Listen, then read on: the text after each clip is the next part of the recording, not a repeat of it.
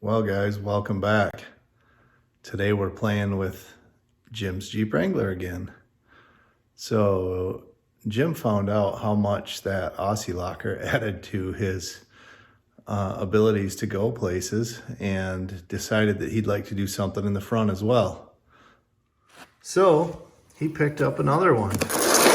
Aussie Locker, Torque Master Industries, same thing for the front. Now, I will say that personally, I am not a super fan of this style of locker in the front of a vehicle that gets driven on the roads here in northern Michigan in the snow. If you have to use four-wheel drive on the road, anytime any power is applied, it's going to try and lock. So we kind of went over that. We discussed it, and he decided since this is mostly just a trail rig for him and doesn't really see any asphalt time in four-wheel drive, that he was okay with us go ahead and put this style in. So that's what we're gonna do. So with the front on the Dana 30, you can see I've already gotten started, taking things apart a little bit. But if you watch my video on the rear, you'll remember that we talked about having to get the pin, the center pin, out of that differential, and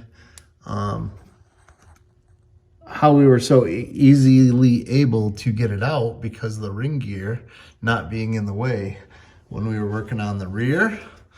Not the case on the front. So on the front, that third member, that carrier, is actually going to have to come out. We're going to have to slip the ring gear off to get the pin out to install it. So, but first, we're going to have to remove the wheel bearings, the brakes, slide the axle shafts out.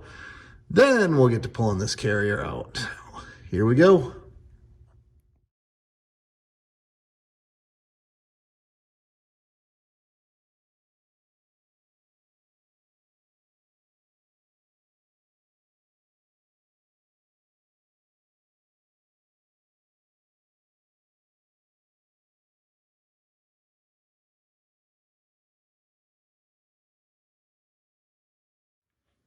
Okay, and just like that, which was a lot of fighting, you get the rusted out bolts off the back sides of the wheel bearings.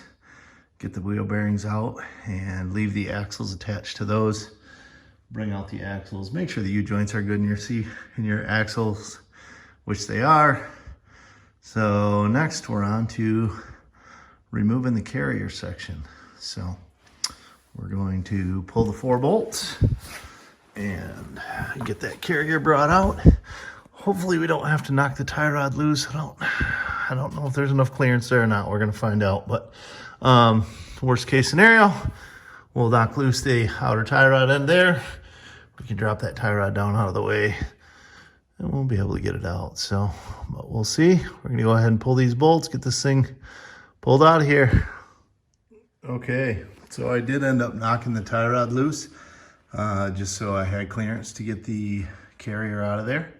And I got the carrier over here, and I just pulled all the ring gear bolts loose.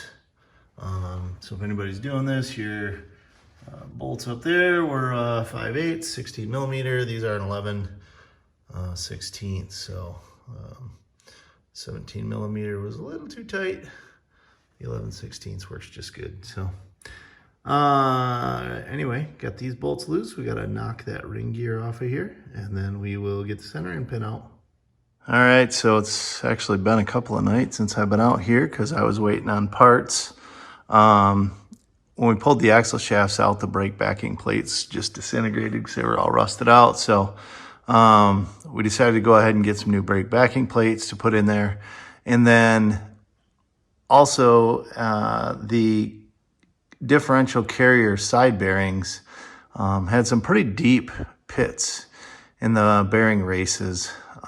So I went ahead and got new bearings and races and got those pressed onto the diff carrier and got that back in there, and the covers all cleaned up and resealed and installed. We got the wheel bearings back on, the brakes back on both sides with the new dust shields, and now I left the tie rod knocked loose because I'm going to go ahead and fill that differential up. And it's way easier with that thing out of the way because you can kind of tilt the bottle up and squeeze your stuff in there. Other words, that tie rod drag link comes like barely above the fill point and right in front of it. So I'm just going to take advantage of the situation while I can. And also just notice while I'm poking around under here, he's got a couple of bad bushings in the suspension link arms that he's going to get taken care of. And the pitman arm nut at the steering gearbox is actually, looks like it's loose. So we're going to get that tightened down and try and give this thing every chance we can at being a good drive and handle a Jeep for him for a long time into the future.